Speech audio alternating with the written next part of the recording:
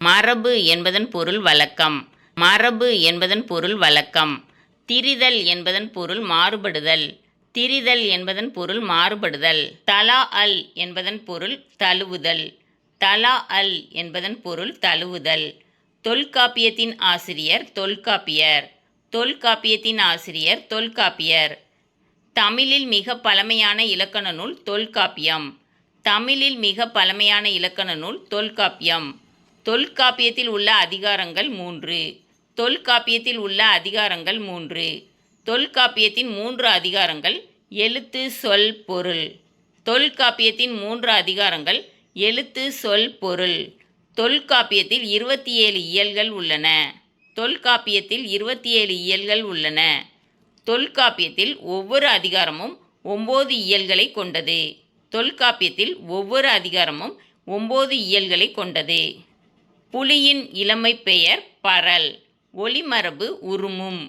புலியின் இளமை பெயர் பரல். ஒளிமரபு உருமும். சிங்கத்தின் இளமை பெயர் குருளை. ஒளிமரபு முழங்கும். சிங்கத்தின் இளமை பெயர் குருளை. ஒளிமரபு முழங்கும். யானையின் இளமை பெயர் கன்று. ஒளிமரபு பிளிரும்.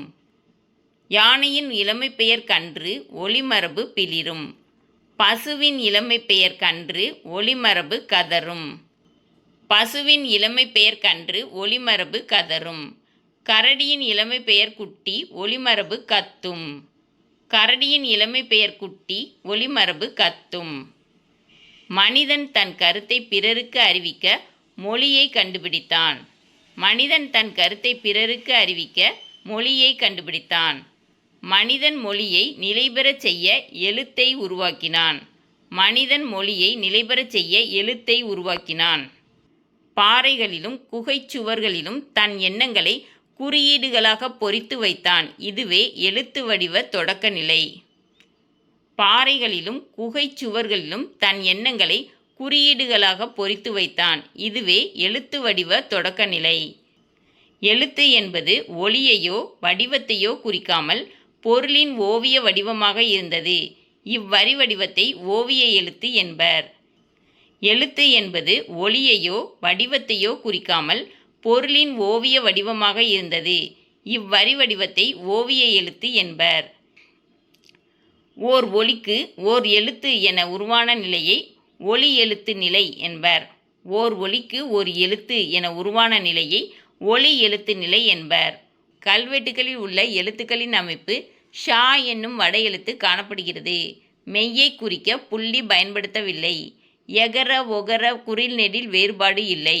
கல்வெட்டுகளில் உள்ள எழுத்துக்களின் அமைப்பு ஷா என்னும் வட எழுத்து காணப்படுகிறது.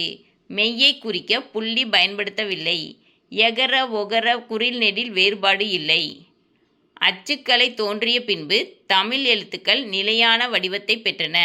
அச்சுக்கலை தோன்றிய பின்பு தமிழ் எழுத்துக்கள் நிலையான வடிவத்தை பெற்றன. தமிழ் எழுத்துக்களின் பழைய வரி வடிவங்கள் கோவில்களில் உள்ள கருங்கல் சுவர்களிலும் செப்பேடுகளிலும் காணப்படுகிறது.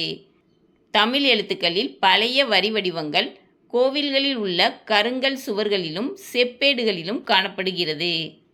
கல்வெட்டுக்கள் கிமு 3ஆம் நூற்றாண்டு முதல் கிடைக்கின்றன. கல்வெட்டுக்கள் கிமு 3ஆம் நூற்றாண்டு முதல் கிடைக்கின்றன. செப்பேடுகள் கிபி 7ஆம் நூற்றாண்டு முதல் கிடைக்கின்றன. செப்பேடுகள் கிபி 7ஆம் நூற்றாண்டு முதல் கிடைக்கின்றன. கல்வெட்டுகள் செப்பேடுகள் ஆகியவற்றில் காணப்படும் வரி வடிவங்களை 2 வகையாக பிரிக்கலாம். கல்வெட்டுகள் செப்பேடுகள் ஆகியவற்றில் காணப்படும் வரி வடிவங்களை 2 வகையாக பிரிக்கலாம். இந்த வீடியோ பிடிச்சிருந்துச்சுன்னா லைக் பண்ணுங்கள், ஷேர் பண்ணுங்கள், சப்ஸ்கிரைப் பண்ணுங்கப்பா. Thank you students.